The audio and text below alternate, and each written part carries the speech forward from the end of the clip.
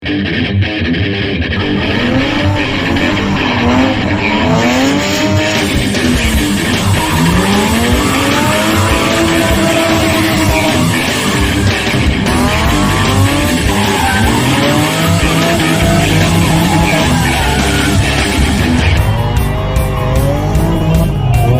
right, so I've been tinkering with the 240 some today. I got the intake air temperature sensor. I did go ahead and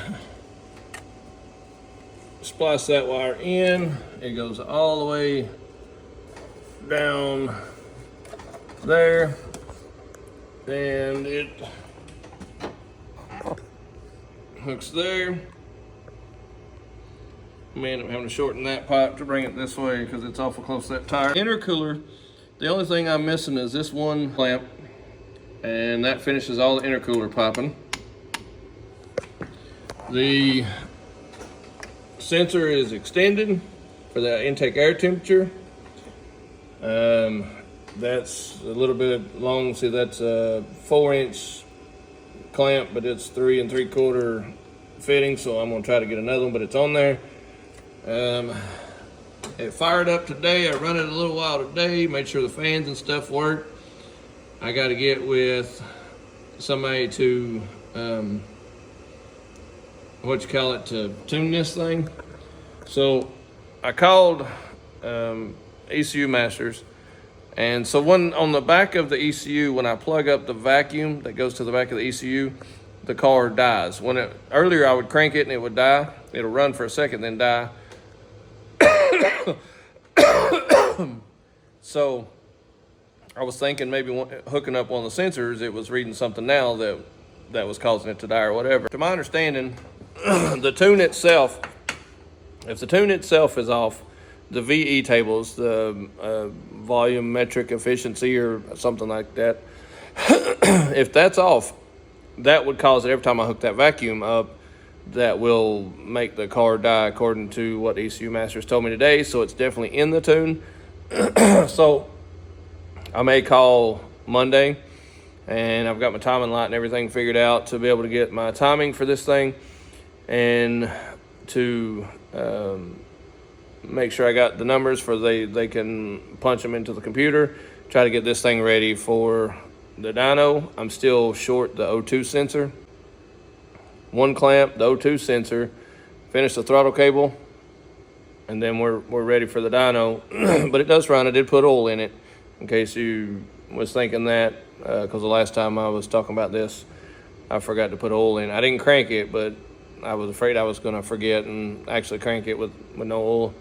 So, with all that being said, just a few more parts, and it does run, but the tune is way off. I don't know if I may just button everything up, get it where it idles, and then schedule the dyno and just take them like it did. Because when I did the IS300, I actually put the injectors in it and got everything hooked up and just took it. I didn't even crank it or anything. So I didn't test for any, fuel leaks or anything.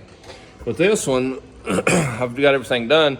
I've checked for fuel leaks and water leaks, coolant leaks, oil leaks, any of that stuff. I went over everything. Power steering, I may have a little leak there, but that's just where that's the type of hose to tighten up to the power steering.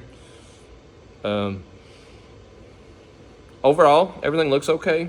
I think we could take it to the dyno once I get the last couple of things. And then I got to get inside and get my push start, because I'm going to put a push start and do away with, because there's something in that switch or something that's just not doing what it's supposed to do. So it's not cranking every time, it's just clicking several times, and then finally it will crank.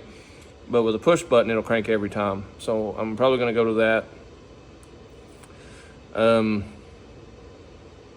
So I have to put that in. I have to put the ground to a switch.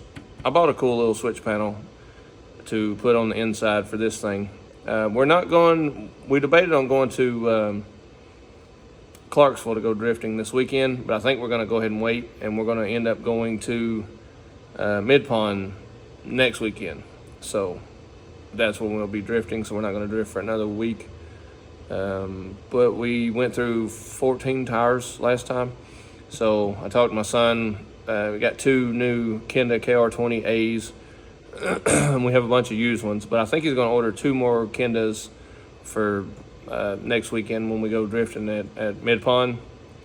And it's pretty much where we're at with, when we're going back drifting, and I'm pretty much just staying on this car. I know it's a lot of repetition, but I promise it's not as repetitive and as stressed out and the same stuff as what I'm dealing with it. I've never worked on a car this long. I've never wanted to work on the car this long, not one particular car. This is absolutely taking forever, so I get it. Bear with me, pretty close to the moment of carrying it off to the dyno. I've not scheduled the dyno because I don't know time frame if I end up working on a rental and the few things that are left and getting to the interior, getting all that done. Where I put the battery box in it, I've got to cut those bolts. They're still real long. And that kind of thing. I need to clean the interior. I've got stuff piled in the interior of this thing. I got to figure out the hood. I probably just take the hood off when I go tune it. I don't know that I'll have a hood, drill a hole in it just yet. May take it with just the hood off for now. We got to check the power steer, or not the power steering, the power windows. Try to get all that figured out so I can run my windows up and down. I think it's just a fuse or a relay. I've worked on so much stuff in this car. I don't know if I took the fuse out for something else or not, but I got to go through it and try to figure those out. And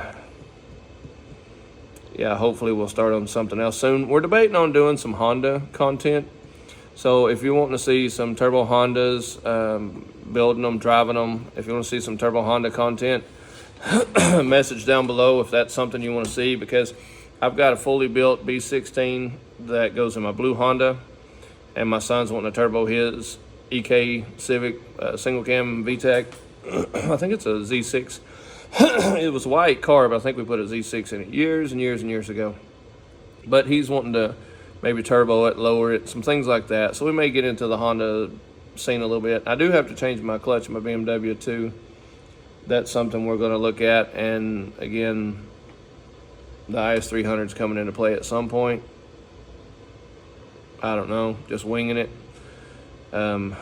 This car stressed me out like tremendously, and so was that one. Both of these cars have been a pain.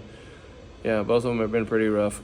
And so we've not even made any boost on this motor, so I don't know if the boost is too high, if I've got too big of a spring in it. I don't know where we're at with that. I don't know if we can turn it down enough. We still got to adjust fuel pressure. We still got a lot of factors here to adjust for, and yeah, a lot to do, a lot to come up with. And I still have to put the seat back in it. I don't have a seat in it, and then we'll have to come up passenger seat at some point. But this is where we're at with it.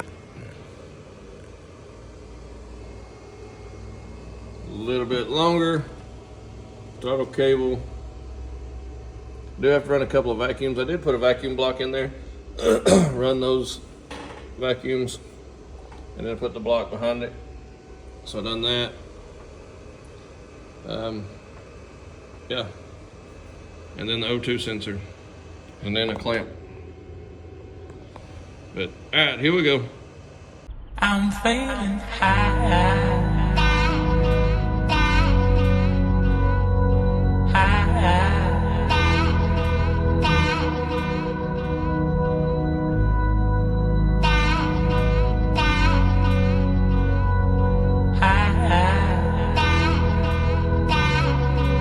I'm feeling